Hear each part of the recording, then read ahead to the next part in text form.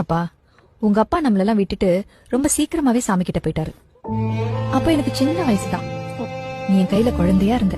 நான் நினைச்சிருந்தா வேற யாரையாவது கல்யாணம் பண்ணிட்டு உன்னை அப்படியே அனாதையா விட்டுட்டு போயிருக்க முடியும். ஆனா நான் அப்ப கூட அந்த மாதிரி பண்ணல. எனக்கு காமோன்ற உணர்வை விட மகா அப்படின்ற உறவுதான் ரொம்ப பெருசா பட்டுச்சு. என் வாழ்க்கையே நான் உனக்காக தான் வாழ்ந்தேன்ப்பா. ஆனா அப்படி வாழ்ந்து என் வயிற்றுலதான் நீ பிறந்த நினைக்கும் போது கொஞ்சம் கஷ்டமா தான்ப்பா இருக்கு. அதுக்கு முன்னாடி இதெல்லாம் ஒண்ணுமே இல்லப்பா.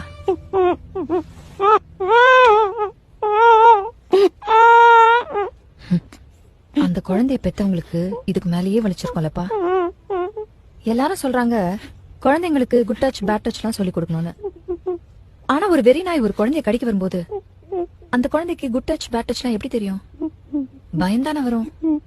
சொல்லி திருத்த வேண்டியது அந்த குழந்தைய இல்ல, அந்த நாய. உனக்கு அப்படி அந்த விஷயம் தான் வேணும்னா நீ அம்மா கிட்டே கேட்டிருக்கலாமே.